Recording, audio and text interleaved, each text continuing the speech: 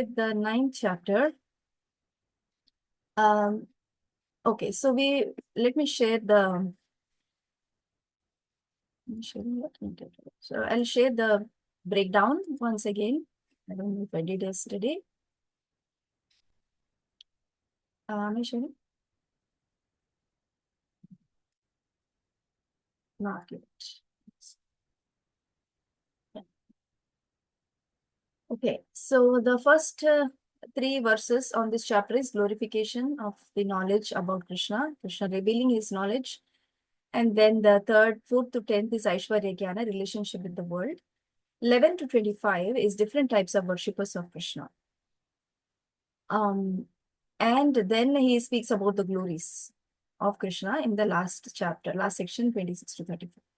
So we are at this point, worshippers, different types of worshippers.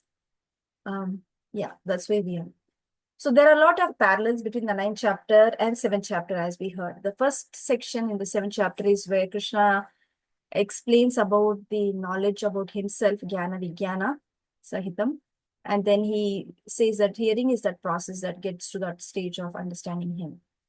Same here, Krishna glorifies the knowledge, and he says that you need to, because you are unenvious of me, I will give you this knowledge, which will be fully the topmost knowledge that you can be satisfied and relieve you of all the miseries.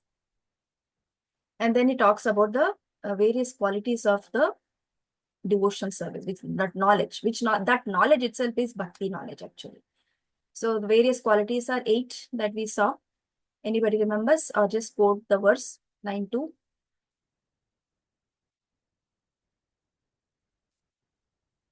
Raja Vidya, anybody knows? I can read from the book itself. राजविद्या राजगुह्यं पवित्रम् इदमुत्तमं प्रत्यक्षावगमं धर्म्यं सुसुखं कर्तुमव्ययम्. Sukam Kartumabhayam. So is this a memorization verse also? Yes, ma'am. Right? Yeah. Okay.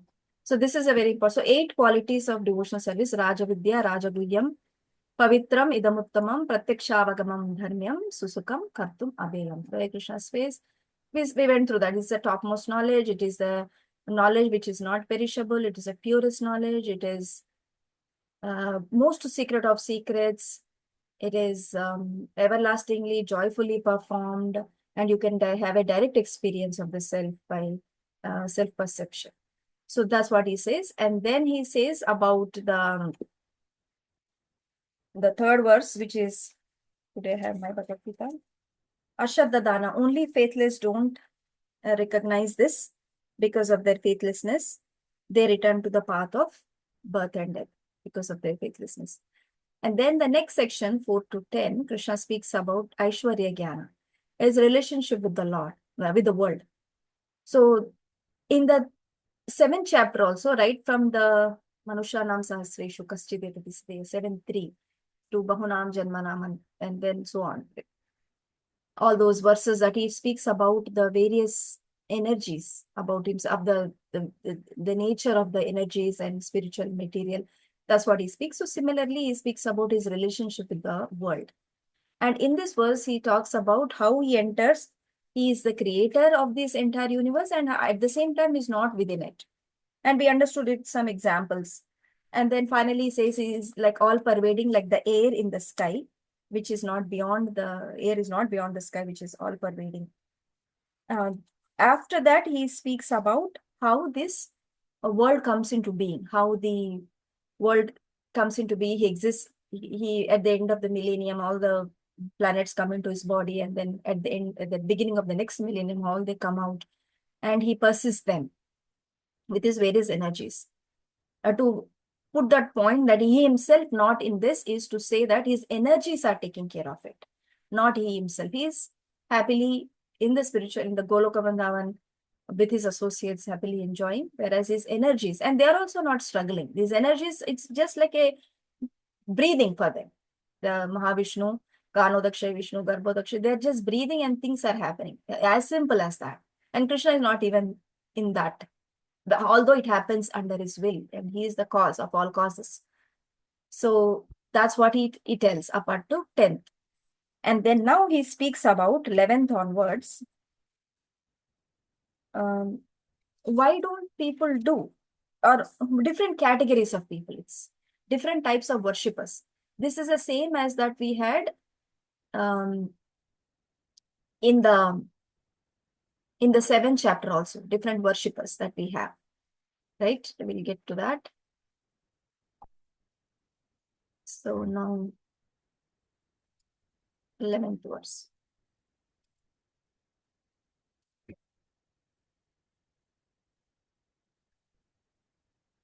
Okay, who's there today? Everyone is here, right? Today I am not able to see the participants. Let's do that. I can see now.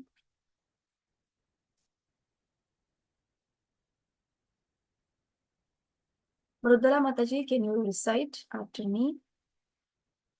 Avajananti Mamura Avajananti Mamuda Manusim Tanumashritam Manushim Tanumashritam Parambhavamajananto Parambhava Madananto Mama Bhuta Maheshwaram. Mama Bhuta Maheshwaram. Fools deride me when I descend in the human form. They do not know my transcendental nature as the supreme lord of all that be. I think we will go through the purports little bit here and there today because this one is too big to read everything, but the other ones we can go through. Any volunteers? I can read, Mataji. Yeah, go ahead. From the other explanations of the previous verses in this chapter, it is clear that the Supreme Personality of Godhead, although appearing like a human being, is not a common man.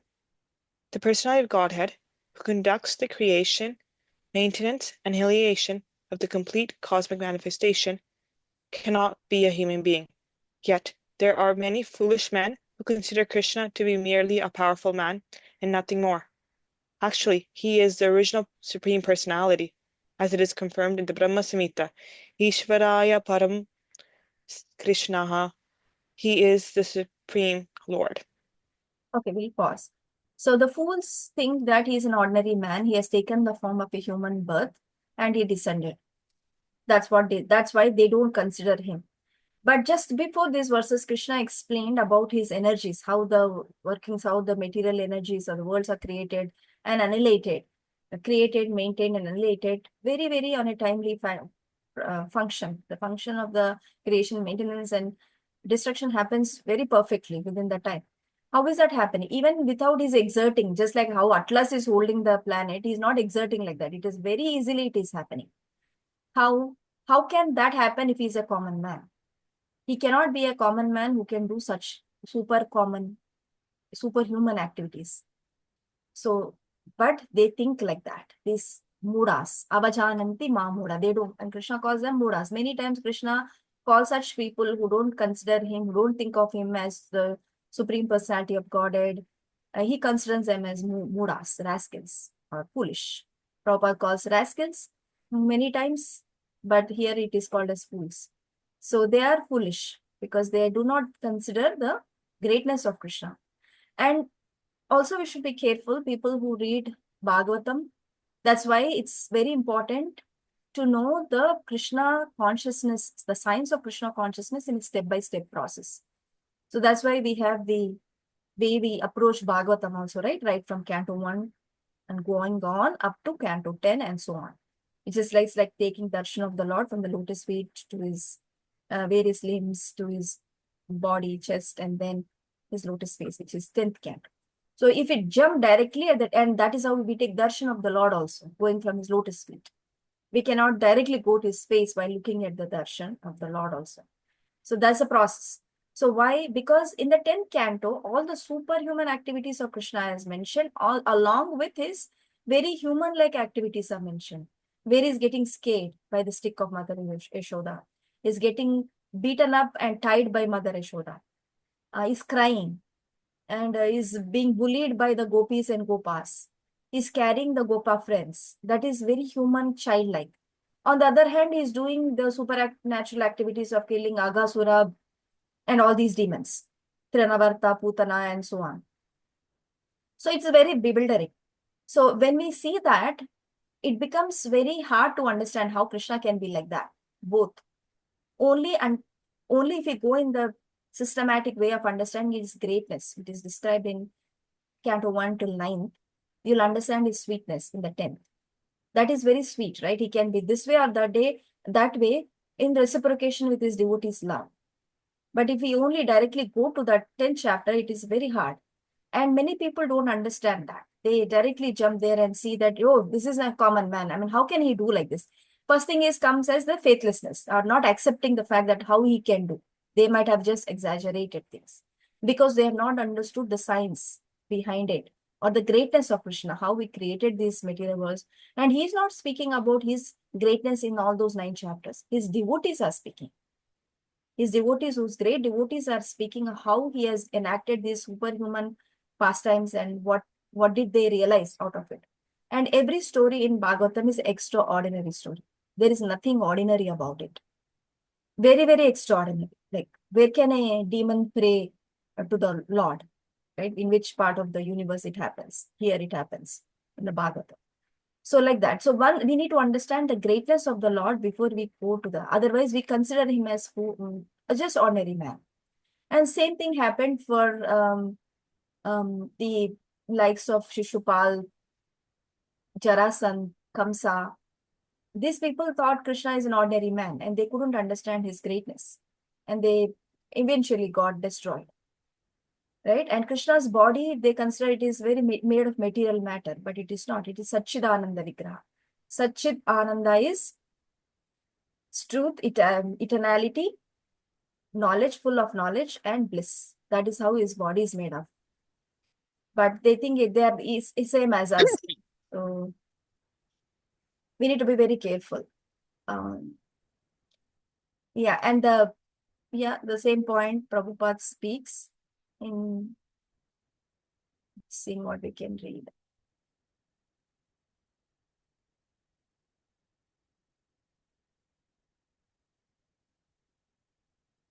Big purport.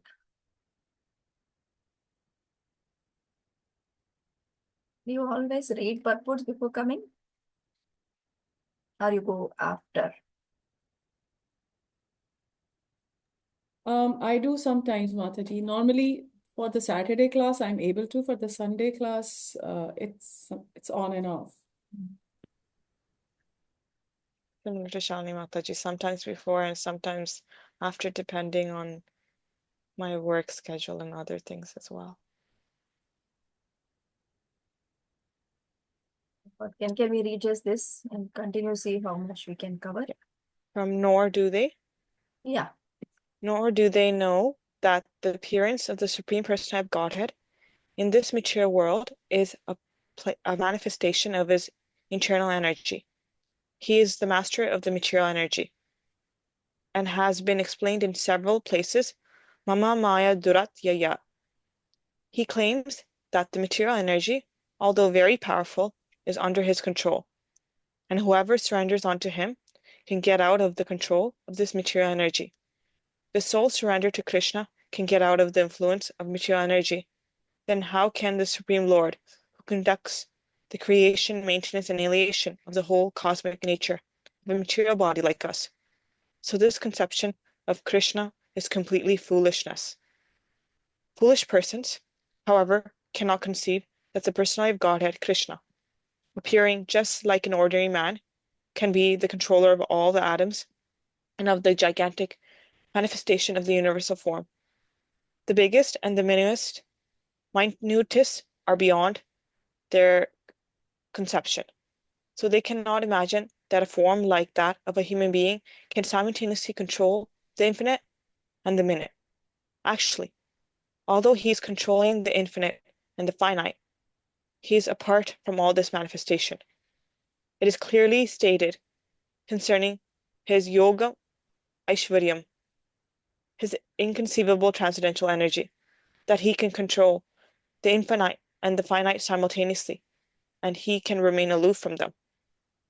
Although the foolish cannot imagine how Krishna, who appears just like a human being, can control the infinite and the finite, Those who are pure devotees accept this, for they know that Krishna is the Supreme Personality of Godhead.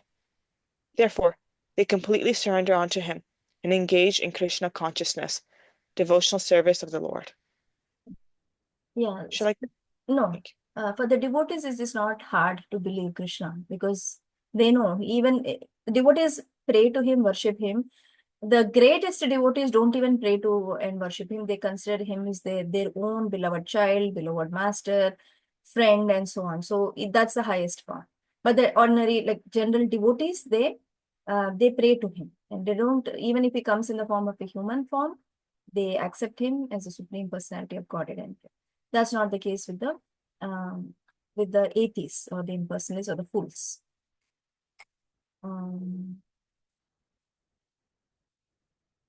Yeah, Bhagavatam 1.1.20, where Sukadeva Goswami, Saunaka Rishi is talking about Kritavan kila karmani saharamena keshava atimatrya matyani bhagavan gudaha kapata manushaha. Lord Shri Krishna, the Supreme Personality of Godhead, along with Balaram, played like a human being. And so masked, he performed many superhuman acts. The Lord's appearance, so he performed many superhuman acts because he comes in the form of the two-handed form, because that is the form he likes than being in any other form. So that's where we should know that Krishna is looking like us as human beings, but he is the Supreme Personality of Godhead. He wants to be an ordinary. He's in the two-handed form. It's not like he wants to. He is in the two-handed form in the spiritual world also. And that is what he displays. At the same point, yeah, we can read this maybe till the end. Someone else?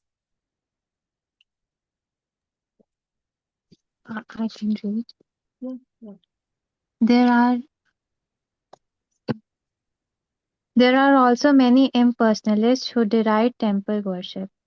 They say that since God is everywhere, why should one restrict himself to temple worship?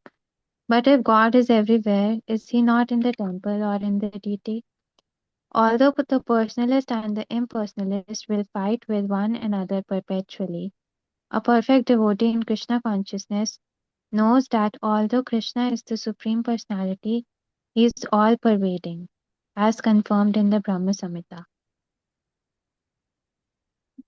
Although his personal abode is Golok Vrindavan and he is always staying there, by his different manifestations of energy and by his plenary expansion, he is present everywhere in all parts of the material and spiritual creation.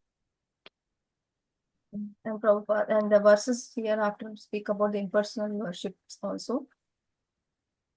They think that temple worship, why should that happen? Because when God is there, everywhere can be worshipful place. But that's always the eternal fight between the devotees and the impersonalists.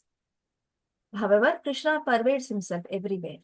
And there is a reason why we do temple worship and all that, right? Because he exists in the Archa Vigraha form. Because for the devotees who are not in the spiritual world, who are in the material world, and they are devotees of the Lord, what do they have to worship? They want to see the same personal form that exists in the spiritual world. And that's why he comes in the form of Archa Vigraha, the deity form, so that the devotees can worship him in the same way they would worship in the spiritual world. That these impersonalists don't know. That's why they deride it. Okay, next verse. You can read the purport. Vivek and Kartika Mataji, will you be able to recite? Yes, Mataji. Yeah. Mogasha Moga Karmano. Mogasha Moga Karmano. Moga Jnana Vichetasaha. Moga Jnana Vichetasaha. Rakshasim Maru Asurim Chaiva. Rakshasin Asuram Chaiva. Prakritim Mohinim Stiraha. Prakriti Mohinim Stiraha. Those who are thus bewildered are attracted by demonic and atheistic views. In that deluded condition, their hopes for liberation, their fruitive activities, and their culture of knowledge are all defeated. So these bewildered people who are demonic and atheistic, or the foolish, impersonalists, they are deluded in their pursuits for liberation, for fruitive activities in their culture of all the knowledge that they are trying to pursue, that is defeated. How? We'll read in the purport. I think we can read this purport, which is small. Uma Mataji, please read the purport. There are many devotees who assume themselves to be in Krishna consciousness and devotional service, but at heart do not accept the Supreme Personality of Godhead, Krishna, as the absolute truth. For them, the truth of devotional service, going back to Godhead, will never be tasted. Similarly, those who are engaged in fruitive, pious activities and who are ultimately hoping to be liberated from this material entanglement will never be successful either, because they deride the Supreme Personality of Godhead Krishna. In other words, persons who mock Krishna are to be understood to be demonic or atheistic. As described in the 7th chapter of Bhagavad Gita, such demonic miscreants never surrendered to Krishna. Therefore, their mental speculations to arrive at the absolute truth bring them to the false conclusions that the ordinary living entity and Krishna are one and the same. With such a false conviction, they think that the body of any human being is now simply covered by material nature, and that as soon as one is liberated from this material body, there is no difference between God and Himself. This attempt to become one with Krishna will be baffled because of delusion. Such atheistic and demoniac cultivation of spiritual knowledge is always futile. That is the indication of this verse. For such persons, cultivation of the knowledge in the Vedic literature, like the Vedanta Sutra and the Upanishads, is always baffled. It is a great offense, therefore, to consider Krishna, the Supreme Personality of Godhead, to be an ordinary man. Those who do so are certainly deluded because they cannot understand the eternal form of Krishna. The Brihad Vishnu Smriti clearly says, Yo veti bhautikam deham Krishnasya paramatmana sarvasmad bahishkarya Shrautasmarta vidanata mukham tasyavalokyapi sachelam snanamacharet. One who considers the body of Krishna to be material should be driven out from all rituals and activities of Shruti and Smriti. And if one by chance sees his face, one should at once take bath in the Ganges to get rid to rid himself of infection. People jeer at Krishna because they are envious of the Supreme Personality of Godhead. Their destiny is certainly to take birth after birth in species of atheistic and demoniac life. Perpetually, their real knowledge will remain under delusion, and gradually they will regress to the darkest region of creation. So that's the status of the bewildered atheistic demonic mentality of people who do not consider Krishna's greatness or his form. They think that he is a material person and who has come here, and they try to imitate him in various ways. They try to do the same rasa dance with others, thinking that he can do, why can't we do? But they cannot leap over the hill. They can do that, but they cannot. That they don't understand or not even bring it up as a point. So in the 7th chapter also, we learned about the various people who don't surrender to Krishna, demonic, asurim, bhavamashitaha. They take shelter of demonic mentality, and that is where they are atheists. They don't surrender to Krishna.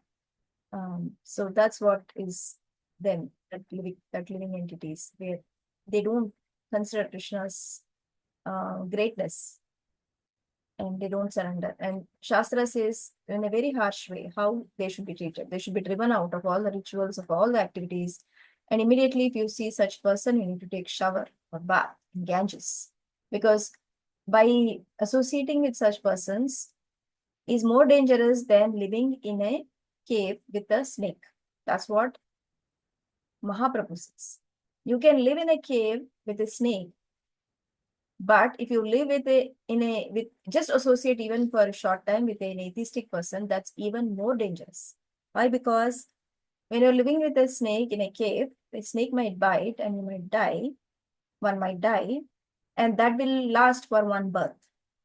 And but an atheistic or impersonal, if you associate with him even for a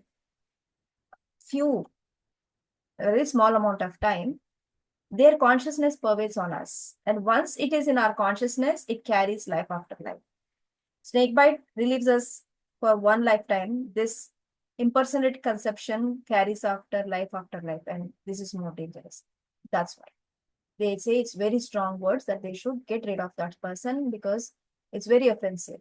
Become impersonalist towards Krishna, impersonal towards Krishna. Yeah, Palak, do you have a question? Sorry, Mataji, I think you clarified it all good. It was in the last paragraph, but you explained it. So my question is answered. Okay.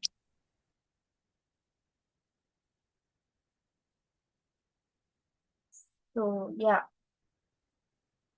That's where Krishna in this chapter talks about the various types of devotees or the various types of worshippers. So the first two categories are demonic, foolish, impersonalist. Now he's going to speak about the pure aspect of bhakti, 13th and 14th. And Krishna speaks of them in a very, very high way again. Whenever he speaks about devotional service and devotees, he speaks in very high way. Okay, I was going to decide. Yeshita, you can decide. Mahatmanastu mam partha. Sorry. Yes. Mahatmanastu mam partha. Daivim prakritim ashitaha. Devim prakritim ashritaha. Bhajanti ananya manaso. Bhajanti ananya manaso. Yatva bhutadim abhyayam. Nyatva bhutatim avyayam. O son of Pritha, those who are not deluded, the great souls, are under the protection of the divine nature. They are fully engaged in devotional service because they know me as the Supreme Personality of Godhead, original and inexhaustible. So he considers them as Mahatmas. In which chapter Krishna speaks about devotees as Mahatmas also? 7. There is a memorization verse, right? That a Yeah. Mahatma is that kind of a Mahatma who Janma Janmam after like rebirth understands that I am the Supreme Personality of Godhead. Such a Mahatma is rare. Which one? Which verse? So Bahunan Mahatma. janmanamante jnanvan man prapadyate vasudevam Third verse. sarvamiti. No, not third verse. Which number? This is 7.19. yes. 7.19. What that was memorization verse, right? Yeah. So Krishna calls Bahunam Janmanamante Jnanamam Mam Prapadyate Vasudeva Sarvamiti Samahatma Sudurlabha. Such Mahatma, there also he says, after many births who actually knowledge surrenders unto me, knowing me the cause of all causes and all that is such a great soul is very rare. Is very rare, but still is a great soul. Now here also is speaking Mahatmanastu Mam Partha Daivim Prakriti Marshita Bhajanti Ananya Manaso Nyatva Bhutadmi Mayavayam. These great souls who are not deluded are under the protection of the divine nature. Daivim Prakriti, that is internal potency, his internal nature. Because they surrender to that internal potency. They are fully engaged in devotional service because they know me as the Supreme Personality of Godhead, original and inexhaustible. Gyatva Bhuta Adim. They know Gyatva means Bhuta. Bhuta Adim. Bhuta is the living entities. Adim is the origin of that. Avyayam is everlasting. Susukam Kartum Avyayam. We learned in the last section. Avyayam is everlasting and it's everlasting. So inexhaustible. Another synonym for that. So Gyatva Bhutvadim because they are Bhajanti Ananya Manoso. They have no other thing. They are fully engaged in devotional service. And if you see, this is that verse which is the exact middle of the entire Bhagavad Gita. The 7, 9, 13. Bhagavad Gita is 700 verses. We talked that middle 6 chapters are the essence of Bhagavad Gita. Bhagavad Gita itself is the essence of the entire Vedas. Within that middle 6 chapters are the essence of Bhagavad Gita itself. Within that, 9th and 10th are the essence of the middle 6 chapters also. That's because they talk about the devotional aspect of Krishna in a more detail, in a more greater way. Many, many beautiful verses come in these chapters 9 and 10.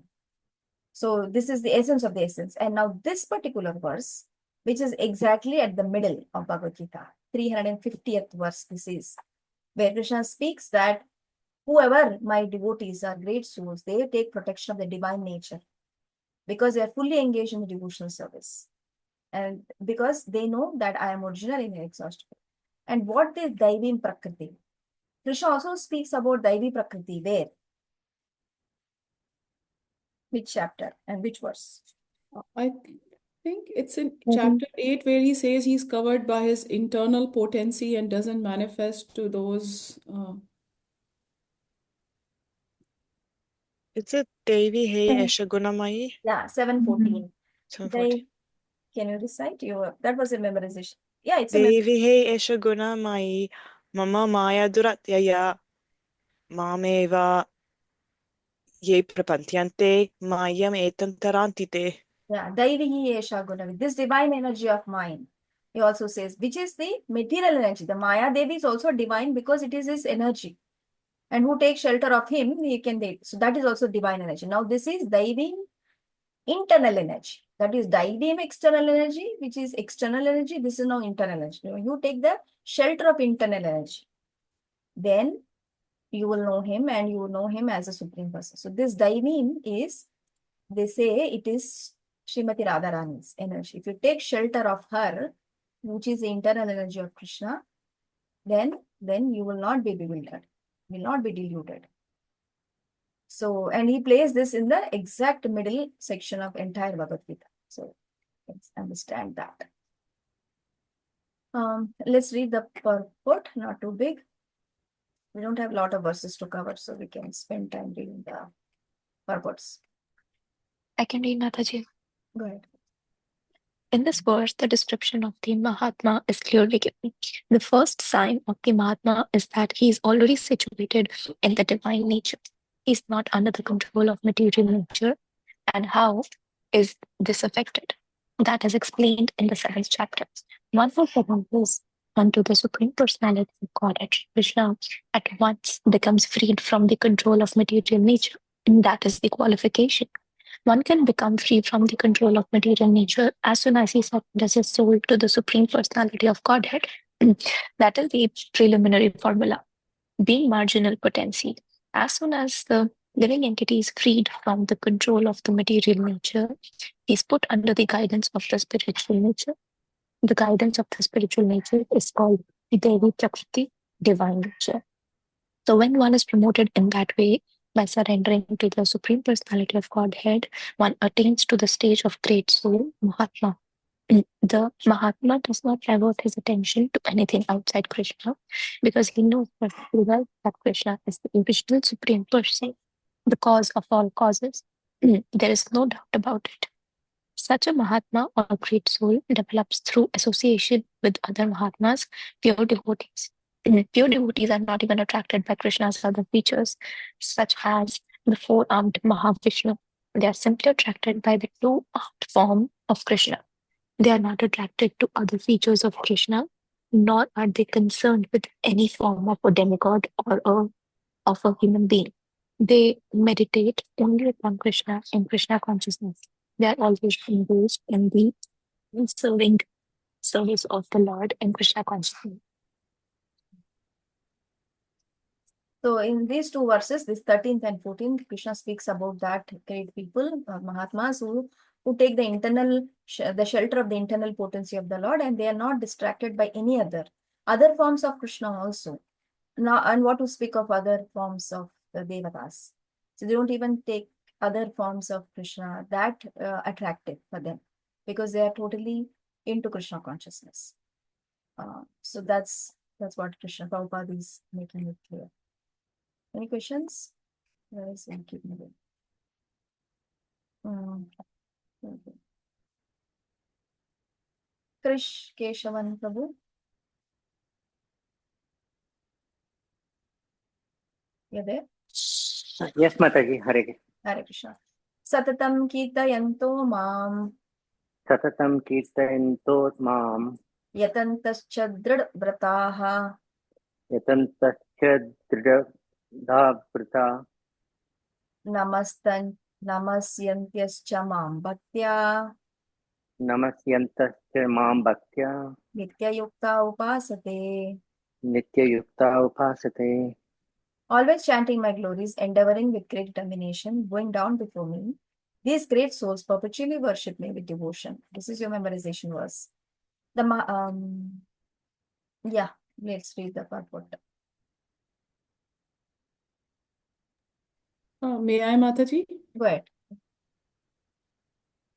The Mahatma cannot be manufactured by rubber stamping an ordinary man. His symptoms are described here.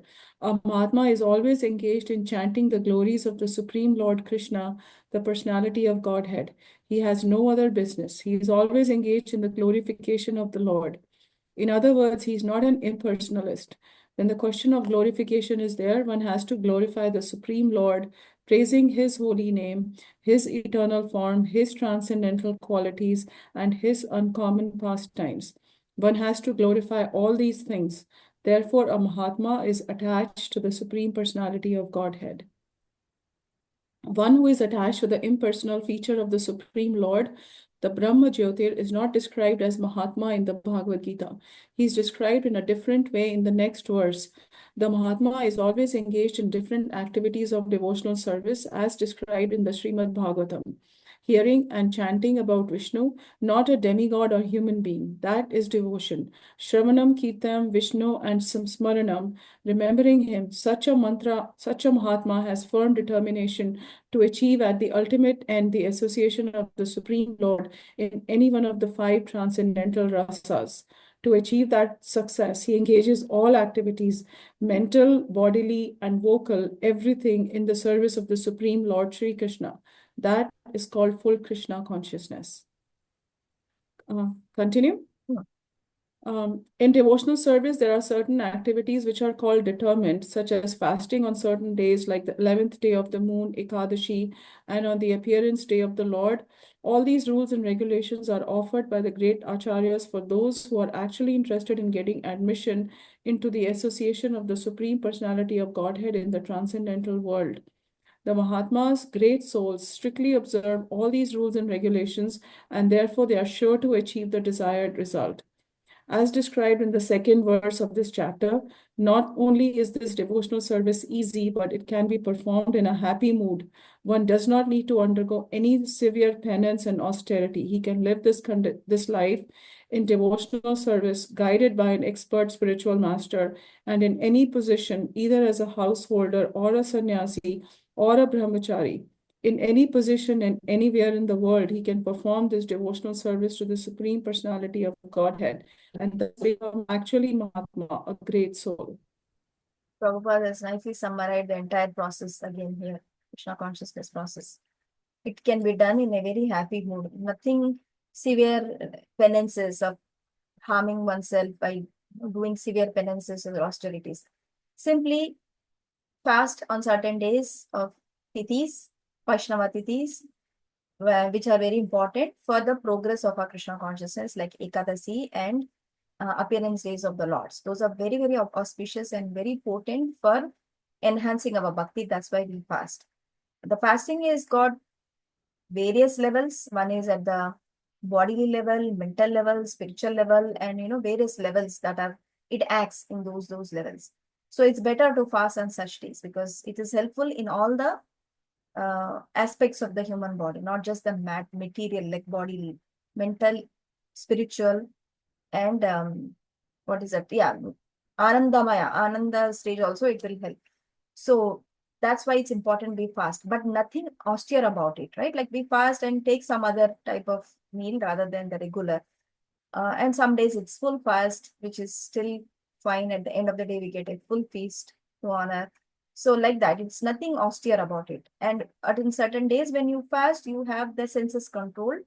You can put more time in devotional aspect. activities which are very important, which are the root of the devotional service, which is hearing, chanting, remembering, associating, glorifying the Lord, kirtan, and so on. So those are the people who does these things, Prabhupada is explaining, are Mahatmas, not anyone else. The definition of Mahatma is given to such people who does little austerities on the special tithis and continuously or regularly glorify the Lord by hearing, chanting, remembering, worshipping, praying, offering obeisances, and so on. So that's the root of bhakti along with this. And anybody can do this anywhere. They don't have to change their position from brahmachari to householder to vanaprastha to sannyasi. They don't have to.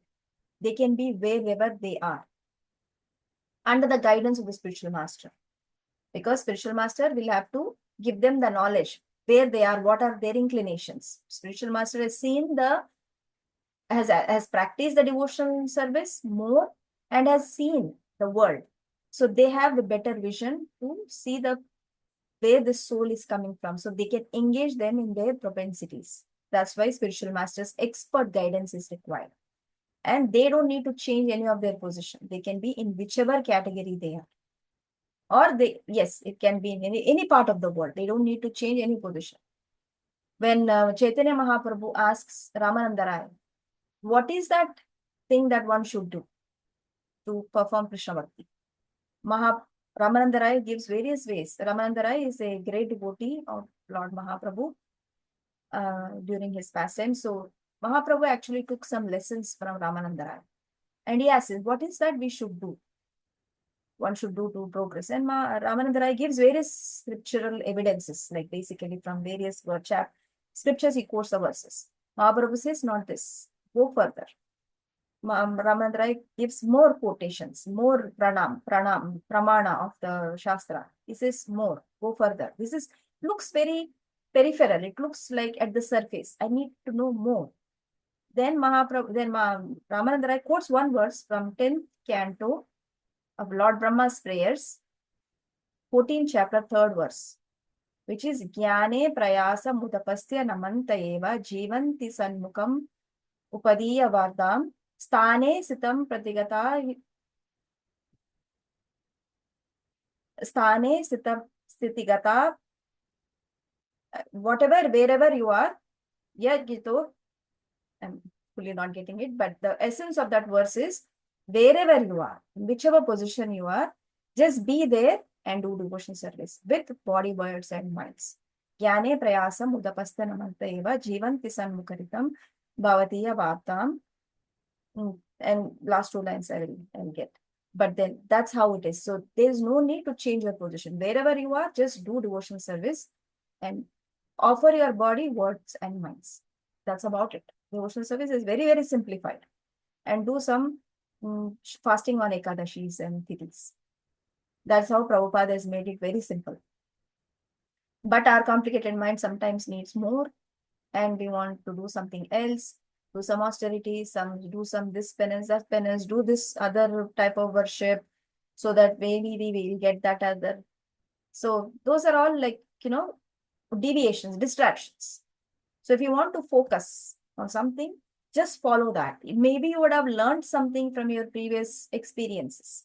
Maybe you would have done that in your past life. But now that you know, this is what we have to do. So you just follow this rather than doing anything else. For the newcomer, we may say just add on to what you're doing, because for them, we need to attract them. We'll just say add on. Whatever you're doing, even if you're doing deity, demigod worship or devata worship, just add on this process. Just chant Hare Krishna. Then it will be fine. But for the person who's doing, and we are at the point of understanding the Shastra, Bhakti Shastras in such a way to understand the essence or the science of them, then for us, it should become very clear that we don't need any other process. Yes, we have to just do this process very simply laid out and make progress. Yashita, you had a question on this topic? Yes, Hare Krishna, Mataji. So just like I think it was in the earlier, second verse, but it was also related to the homework. I just want to know, like in these verses, he is describing the Mahatmas, and he also says like, who is non-envious of me. So I just want to know, like, one is the impersonalists, or those who do not consider him to be the supreme Lord. They are kind of envious of the Lord in one way. But what are the other ways in which we can be envious of the Lord? Like, how do we reflect on whether we are envious of, like, how can we? When we are in the enjoyer mentality, we want to enjoy things. That's where we are envious of the Lord. Because the only enjoyer in this world is Krishna. Everyone else is the servants serving him. Right? He's the only enjoyer, he's only Purusha. Everyone else is Prakriti. So when we become enjoyer also, then we are actually competing with the Lord.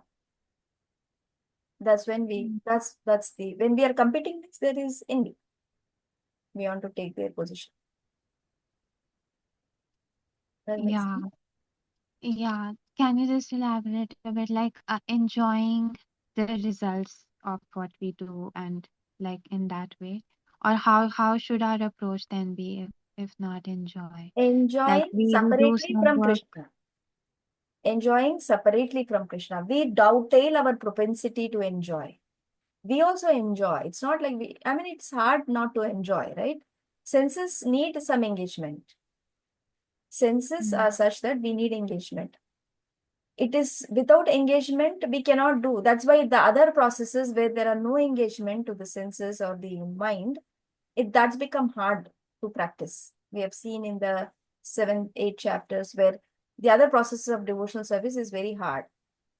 But when we do engagement, give some engagement to our senses, like mind needs some positive cultivation, ears need some music, some positivity, tongue needs to say something, and then tongue needs to eat something, like that. So eyes need something beautiful. So we engage our propensities to enjoy our senses. Okay. We also enjoy. So if we do separately from Krishna, that's become the enjoyment mentality.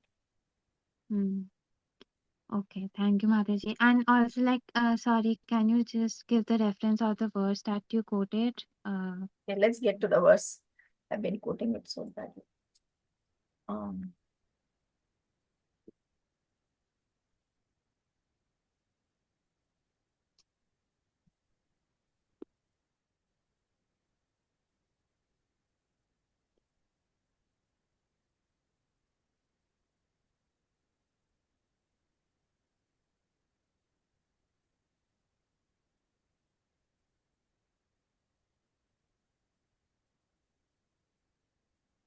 This is 10:14:3. Jnane prayasa namanta eva jivanti sanmukaritam bhavadiyavatam sthane sthita sutigatam tanuvan manobhet yaprayaso jitajitopi asitaistrailokyam. Those who, even while remaining situated in their established social positions, throw away the process of speculative knowledge and with their body, words, and mind offer all respects to descriptions of your personality and activities, dedicating their lives to these narrations which are vibrated by you personally and by your pure devotees, certainly conquer your lordship, although you are otherwise unconquerable by anyone within the 3 worlds. This is the verse spoken by Lord Brahma in this is Lord Brahma's prayers when Lord Krishna, after the Agasura pastimes in 10th canto, when this is Brahma Vimohana Leela, after that, Brahma is praying to Krishna. This is the 3rd verse in his prayers, 3rd verse, 10:14.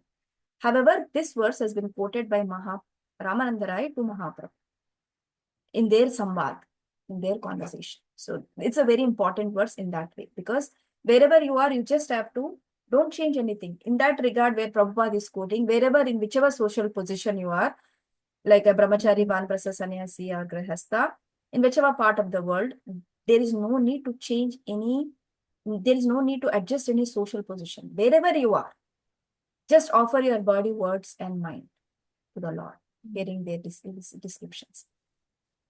Okay, thank you, Mataji. Yeah, so the first 11th and 12th verses of this chapter were about the foolish, ignorant, impersonalists. The 13th and the 14th is about describing the pure devotional aspect of it. Right? The 13th and the 14th we spoke, it is the Mahatmas, the pure devotional service. Now Krishna is going to speak about the other forms of worship. They are also worshipping Krishna in other ways. Let's see that. 15th onwards till the end of this section, which is 19th, right? Today we have to read until 19th. So 15, 16, 17, 18, then 19. So this, oh, sharing this.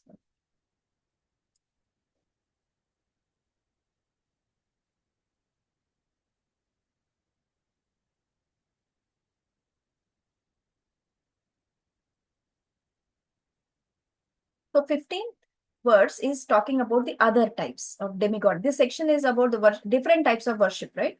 So the two types that we saw is the impersonalist foolish modas, and the second type is the pure bhaktas, and the other one is the mixed bhaktas, which is this 15th till 19th.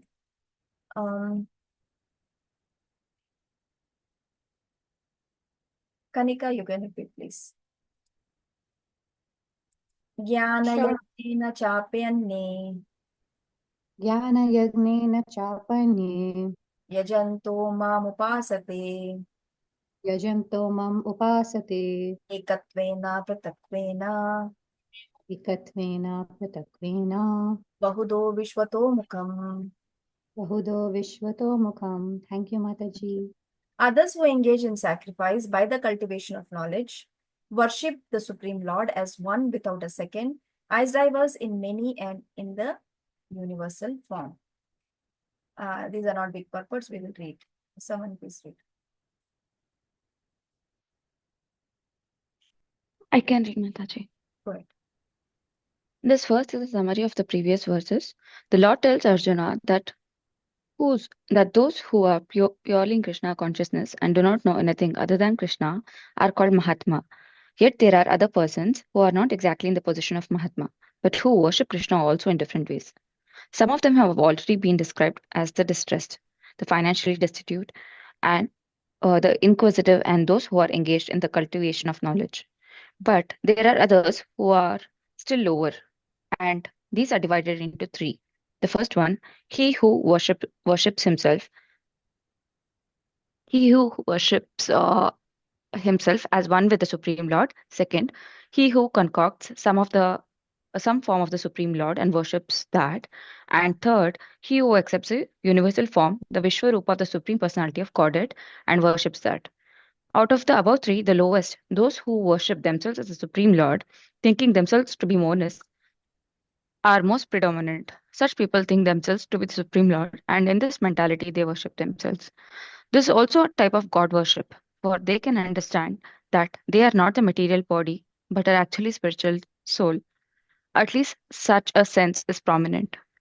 Generally, the impersonalists worship the Supreme Lord in this way. The second class includes the worshippers of the demigods, those who by imagination consider any form to be of the form of the Supreme Lord. And the third class includes those who cannot conceive of anything beyond the manifestation of this material universe. They consider the universe to be the supreme organism or entity and worship that. The universe is also a form of the Lord. So in this, it's like a wrapper verse to the subsequent verses. Where Krishna speaks about the different types of worshippers. Ekatvena, Pratatvena, Bahudo, Vishwatomukha. So Ekatvena is they worship the Lord as one without a second, and that one is like with themselves. One like with themselves and without a second. Pratakvena in various forms. Pratak is different forms they worship.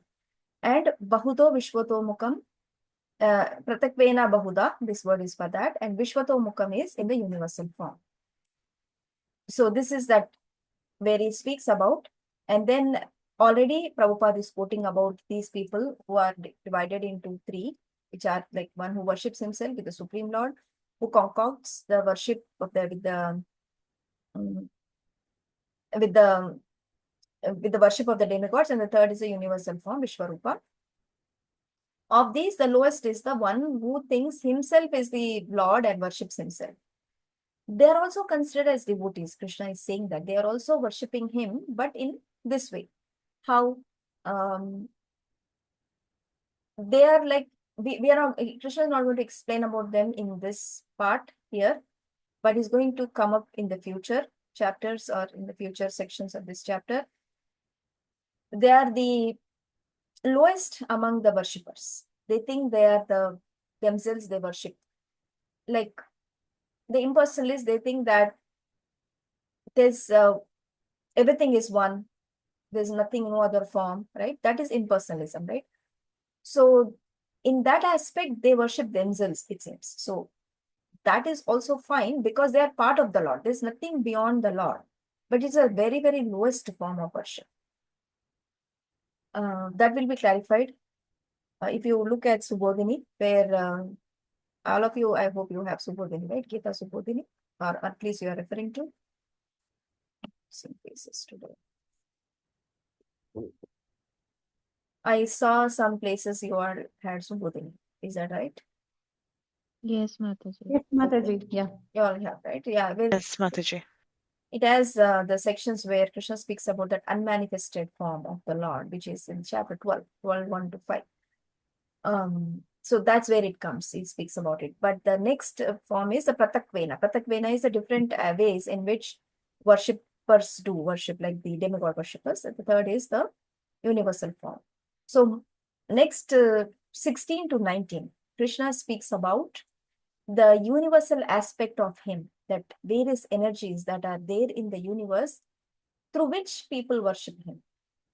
They're also devotees, just not that the top class. So Krishna is giving details about him. There's nothing beyond him in this universe.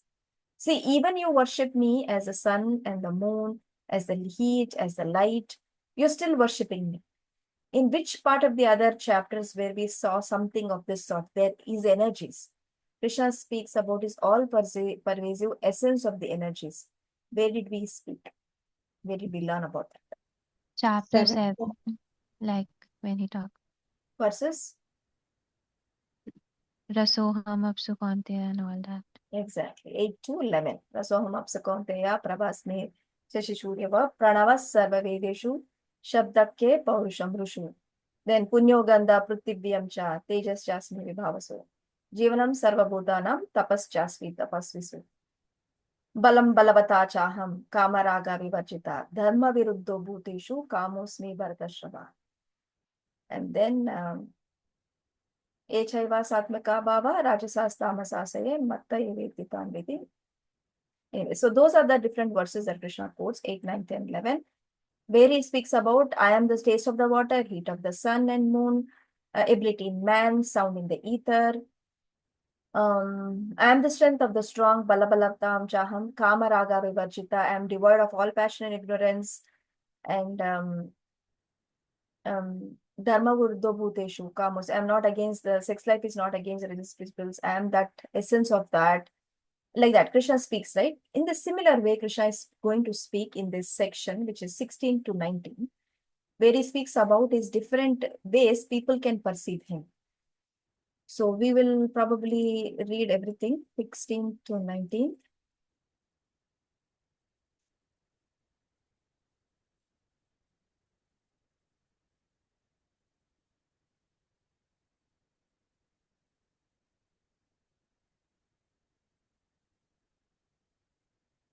Yeah. Purports are small. Okay. 19th, 20th tomorrow, next week. So next week we'll conclude from here, please. Okay, I will recite. Debbie? Yes, Mataji. Aham karturaham yajna Aham kartur aham yajna svadanam aham aushadam swadanam aham ashodam mantroham aham evajam mantroham aham evajam aham agniraham hatum. aham agnir aham hutum. Krishna is talking about himself in various ways. But it is I who am the ritual, I the sacrifice, the offering to the ancestors, the healing herb, the transcendental chant. I am the butter and the fire and the offering.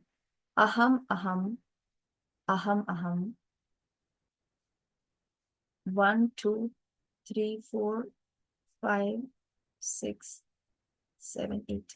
8 times he speaks that I am this, I am that. I am the ritual, I am the sacrifice, I am the offering to the ancestors, I am the healing herb, I am the chant, I am the butter, I am fire, I am the offering. So let's read the purport to get some clarity in this. Someone did. I can try. Please. Purport. The Vedic sacrifice known as Jyotish Stoma is also Krishna, and he is also the Mahayajna mentioned in the Smriti. The oblations offered to the Pitraloka, or the sacrifice performed to please the Pitraloka, considered as a kind of drug in the form of a clarified butter, is also Krishna. The mantras chanted in the connection are also Krishna, and many other commodities made with milk products for offering in the sacrifices are also Krishna. The fire is also Krishna because fire is one of the 5 elements, material elements, and is therefore claimed as a separated energy of Krishna. In other words, the Vedic sacrifices recommended in the Karmakanda division of the Vedas are in total also Krishna. Or in other words, those who are engaged in rendering devotional service unto Krishna are to be understood to have performed all the sacrifices recommended in the Vedas. Right.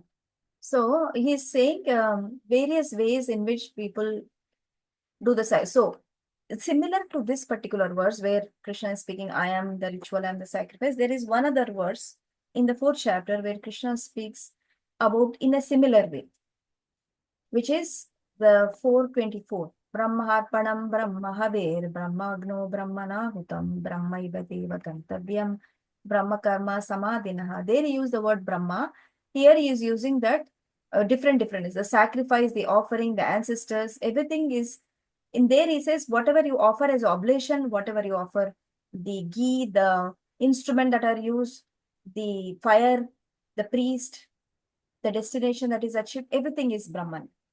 So in that same sense, this is also like the ritual, the sacrifice, the offering, everything is Krishna. If you do that in that consciousness. So this is another way to worship Krishna. Like you're worshipping, doing some ritual and you're doing some chanting, some Vedic chant, that is also Krishna. The butter that is used in the sacrifice, fire sacrifice is also Krishna. The offering itself is also Krishna. So this is a form of sacrificing or some of worshipping Krishna. Because there are different varieties of individuals in the world or in the universe that are pursuing some kind of worship, right? Krishna is not going to discriminate so much between them and the worshippers of his personal form, right? He's going to give them some credit, and this is what he's telling. They are also worshipping in different ways. So this is one, and the next is Shalini, you can repeat. Pitaham asya jagato. Pitaham asya jagato. Mata data pitamaha. Mata dhata pitamaha. Vedyam pavitram omkara. Vedyam pavitram omkara. Viksama yajure vacha. Riksama yajurve vacha. I am the father of this universe, the mother, the support, and the grandsire. I am the object of knowledge, the purifier, and the syllable Om. I am also the Rig, the Sama, and the Yajurvedas. Okay, read someone, please.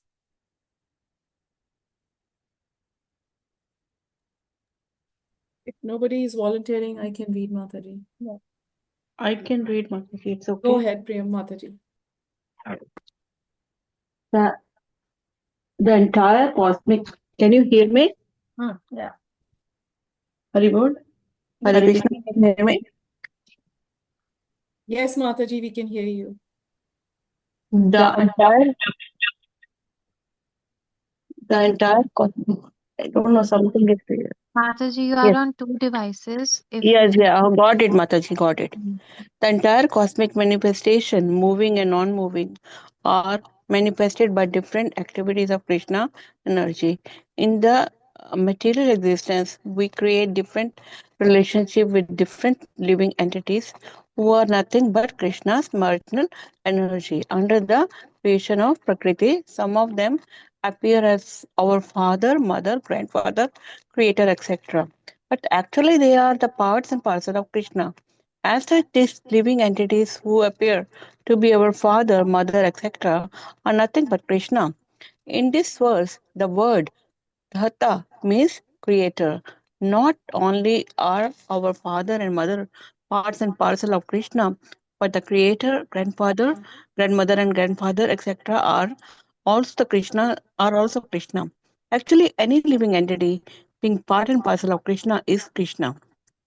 All the Vedas therefore aim only toward Krishna. Whatever we want to know through the Vedas is but a progressive step towards understanding Krishna.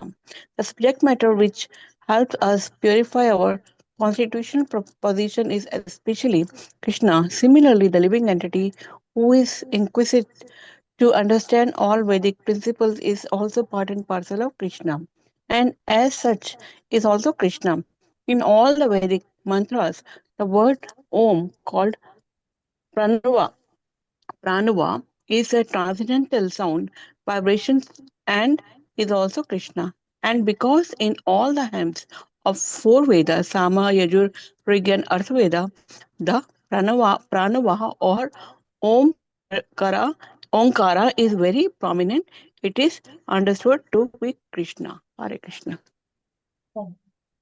So the father, the mother, the support, the grandson, the object of knowledge, the purifier, syllable Om, everything, the Rig, Sama, Yajur, Vedas, these are all Krishna. And if you're going through the process in that way, it is also worship, but it is not complete, right? If you consider your father and mother, yes, they are the creators of our bodies. They are our first gurus, they are our first creators. So we will regard them on the level of God, but not God, right? That's how we see. They revere them on the level of God. So we respect them in that way, but we know they are not. So they are part and parcel of the Lord. And similarly, their parents will become our ancestors and so on. So everything within this universe is Krishna's. So in that say, we go through that process, but it is little staircase method. You're going by the staircase rather than going on the elevator method, which is directly going to worshipping Krishna. Elevator, like 100-story building, if you have to take by the stairs, you can imagine how long it will take. Whereas elevator can take you in few minutes. Similarly, if you go through this is also fine. It's about part of worship of Krishna, but it is an indirect approach, going a slow process, right? But this is another form of worship. That's what he's saying. They worship in the universal Vishwatomukam, like everything that you see in the universe, the Vedas, the parents, the Omkara is it's a universal thing, like rather than a personal thing. So this worship is also part of that, but it is in a different way. On the same theme, another verse, 18 and 19, all the songs on the same theme.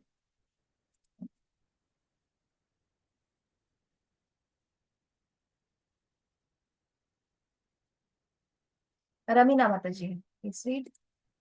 Gatir Bharta Prabhu Sakshi.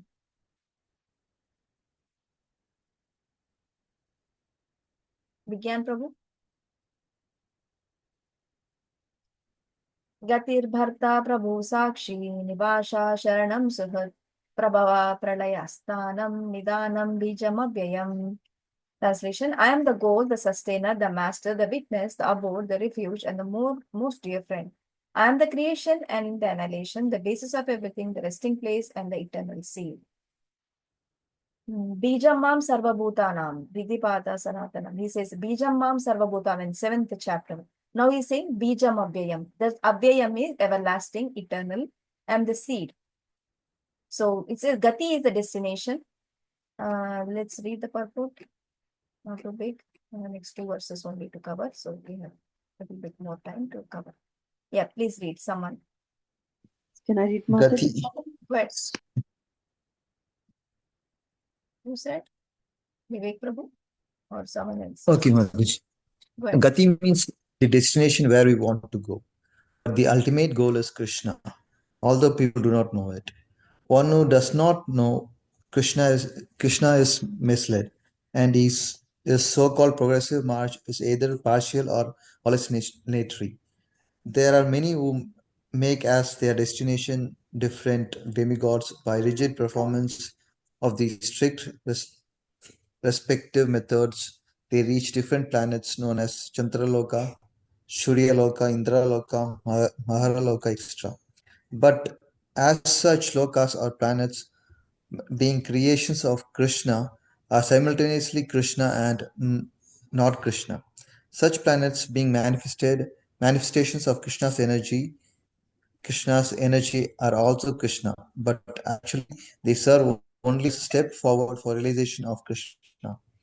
To approach the different energies of Krishna is to approach Krishna indirectly. One should directly approach Krishna, for that will save time and energy. For example, if there is a possibility to go to the top of a building by the help of an elevator, why should one go by the staircase step by step? Everything is resting on Krishna's energy. Therefore, without Krishna's shelter, nothing can exist. Krishna is the supreme ruler because everything belongs to him and everything exists on his energy. Krishna being situated in everyone's heart as the supreme witness.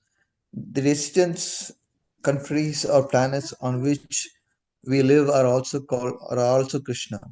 Krishna is the ultimate goal of shelter, and therefore one should take shelter of Krishna either by protecting or for annihilation of his distress.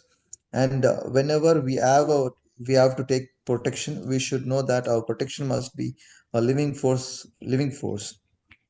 Krishna is the supreme living entity, and since Krishna is the source of our generation or supreme father, no one can be better friend than Krishna, nor can anyone be a better well-wisher. Krishna is the original source of creation and the ultimate rest for annihilation. Krishna is therefore the eternal cause of all causes. Krishna is the supreme living entity. Krishna is the source of our generation, is the supreme father, is our best friend, and no one can be a better friend than him. Well-wisher, his original creation, ultimate. So after the creation, there will be dissolution, right? So that dissolution, where do we rest in the dissolution? We have learned that during the process of dissolution, which is when annihilation and Brahma's body is also annihilated, everyone becomes who have not perfected their life will go back as seeds into the body of Mahavishnu. So that is a resting place. So he is also resting, ultimate rest after annihilation. He is also that refuge for these living entities. And he's a cause of all causes. So like that, there's nothing beyond Krishna. Everything is within Krishna, and he is giving in different ways that he is that one who pervades in this entire universe, and people worship him in this way also, different ways also. Yeah, Shalini, you had a question? Yeah, it says here that from the planets, from the heavenly planets, one can go to Krishna. Somehow in my understanding that when your pious credits exhaust in the heavenly planets, the soul again comes down to earth in a human form. So the question is, when somebody is in the heavenly planet, are there still ways and means to achieve Krishna, go to Goloka through doing pious activities, or they get so engrossed in enjoying the opulences of the heaven that they forget how to serve Krishna? Yeah, that is there. Everywhere there's an opportunity to serve Krishna in the material world here, in the Bhuloka, as well as in the upper planetary system also, there is opportunity to worship the Lord and progress in devotional service. However, the opulences are so much that they are it becomes non-conducive to do devotional service because there's so many opulences. We don't feel that need to do. There's no distress in the sense, not such kind of distress that we have. Like Sometimes we are very distressful, so we go to Krishna, right? That probably is not there. It's a very comfortable life. So in that case, going to Krishna becomes hard. There is also opportunity. They can also do devotional service and progress. Brahma also does devotional service. Brahma's life is how Yes, many yes. years he does? He lives. He lives for a long time, right? He also does devotional service. Everywhere there is opportunity to do devotional service. And they can make progress from there. And from there, everyone, that free will is there at every step. They can come down or go up. And coming down process, we have seen many times. They just get dropped, then get stuck in Yeah. the cloud, come down in the rain, then get into a seed, and then go into a womb, and like that. That's for a So, yogi, okay? Remember, that is for a person who has done some austerities and tapasya in their life. It's not for ordinary anybody. Anybody don't go to Swarga. Indraloka, Chandraloka, not correct. many people are Yes. going. This is for those people who are perfected there. And Kshene Punya Asati. So as soon as their pious credits gets over, if you're just enjoying, your account has been filled, and you're depleting it, not adding anything to it. Once the account will be depleted, then you come down. There also, if you keep adding to your account, you will ascend, make further progress. Okay. I've also heard that devtas want to get human life because in order to reach Krishna. Is that true? Because devotional service here is easy. It is short. We have 100 years. They have how many years?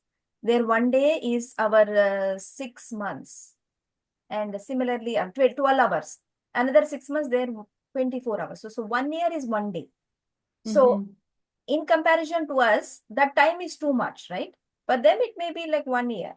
For us, it is 1 day. For us, it is too much. So in comparison to the human, they'll come down, quickly finish it off, and go back to God. Okay. That's why they like to come here. It's easy. And as you go up, see, one of you were sharing, Debbie shared, that she had that thought that she experienced some emotion with someone, that they felt that they were not doing something up to the mark, whereas she never expressed that. So there is a credit to that she hasn't expressed it. That happens in the world. Only when you do it in your mind, this kind of offenses, for example, if you call that as an offense, and that offenses are only in the mind, they are not taken literally.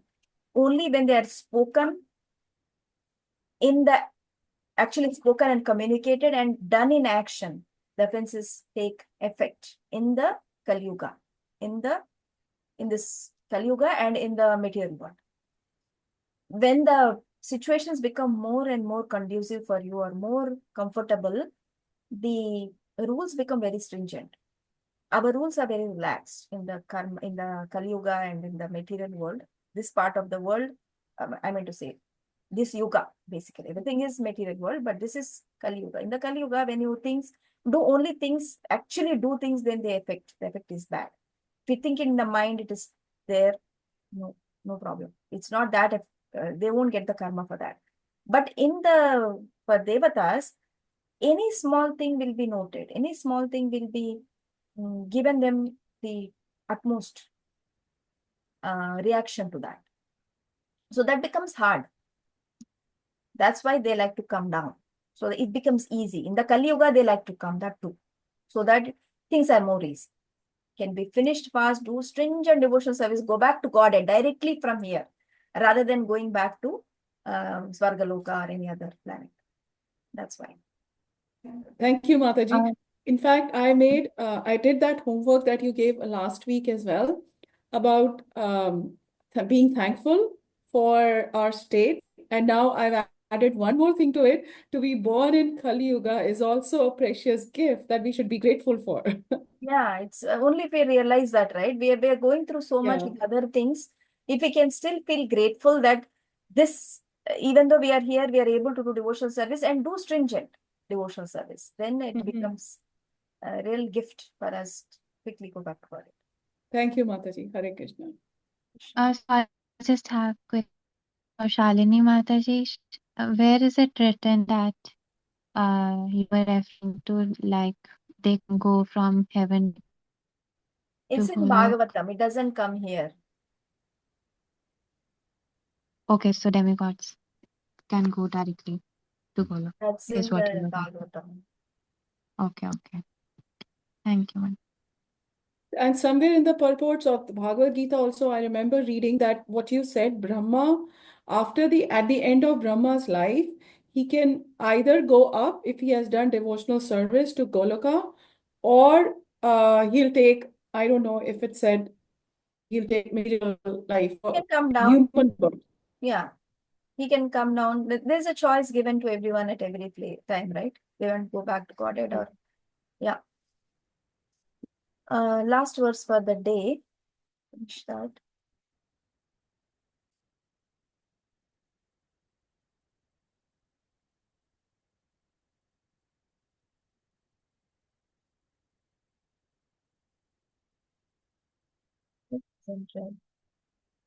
Looks like Gyan Prabhu and Ramina Mataji are not here today.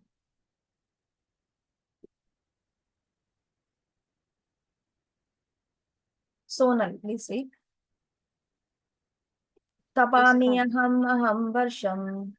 Tapami aham varsham. Nigrahami ussrajami cha. Nigranami utsrajam. Amritam chaiva mrityuscha. Amritam chaiva mrityuscha. Sadasat chaham Arjuna. Sadasat chaham Arjuna. O Arjuna, I give heat and I withhold and send forth the rain. I am immortality and I am also death personified. Both spirit and matter are in me. I read the purport. Krishna, by his different energies, diffuses heat and light through the agency of electricity and the sun. During the summer season, it is Krishna who checks rain from falling from the sky, and then during the rainy season, he gives unceasing torrents of rain. The energy which sustains us by prolonging the duration of our life is Krishna, and Krishna meets us at the end as death. By analyzing all these different energies of Krishna, one can ascertain that for Krishna, there is no distinction between matter and spirit, or in other words, he is both matter and spirit. In the advanced stage of Krishna consciousness, one therefore takes no distinctions, no such distinctions. He sees only Krishna in everything. Since Krishna is both matter and spirit, the gigantic universal form comprising all material manifestations is also Krishna. And his pastimes in Vrindavan as two-handed Shyamasundara playing on a flute are those of the Supreme Personality of Godhead. So this is, Krishna is withholding everything. He is giving sun, he is giving light, he is withholding the rain, and he's also giving rain in the rainy season. In the summer, he's withholding his immortality. Is that, and then he's the death that comes to the living entities at the end of their lives. He's both spirit and matter, right? Because everything is made of him. Amritam chaiva mrityuscha sad asad shaham Arjuna. Sad is, we don't have the synonyms here. Is both matter. Asat. Sat is the spirit. Asat is the matter. Right? So it's both matter and spirit, because the world is compared. The entire universe is created with this material and spiritual. So everything is coming from him in that, right? So he is that. He comprises it. He is the holder of all these energies. So it comes from him. And in one sense, this entire universal form, which is what this description of these verses 16 onwards to 19 is the universe, Vishwatomukam. Different devotees worshipping him in that universal conception of the gigantic universal conception. So for them, this is how we can understand it. If they're looking at the Lord, the rain is also Lord, the heat is also Lord, death is also, life is also, everything is Lord, like that. And since both is a matter of gigantic universal form comprising all material manifestations, is also Krishna and his pastimes. The devotees are interested. Vrindavan 201 playing on the flute of is both that as well as this. But devotees are interested in this. So Prabhupada always concludes with pure devotional service. That's why he adds this. But otherwise, this section is only concerning of that universal form up until here. Yeah. That is Prabhupada's ecstasy. For everything, he will conclude it by ending it as a fully Krishna conscious purport, and we don't have to read any further. Like that, he concludes the purports. You see, every purport end like that. Mostly.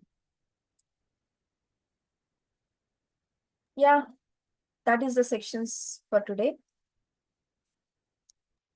Mataji, if we have 10 minutes, I have some questions not pertaining to Bhagavad Gita, like Bhagavatam, but very generic questions. Do you mind if I ask now, or I can ask you offline later? If it benefits everyone, we can do. Maybe we can stop this recording and do. Are we done with this section of Bhagavad Gita? Any questions or comments on this part? Any sharing?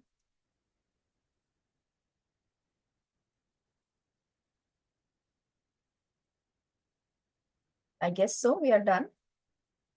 Okay, go ahead. So couple of questions. I'll be frank, I haven't read Bhagavatam.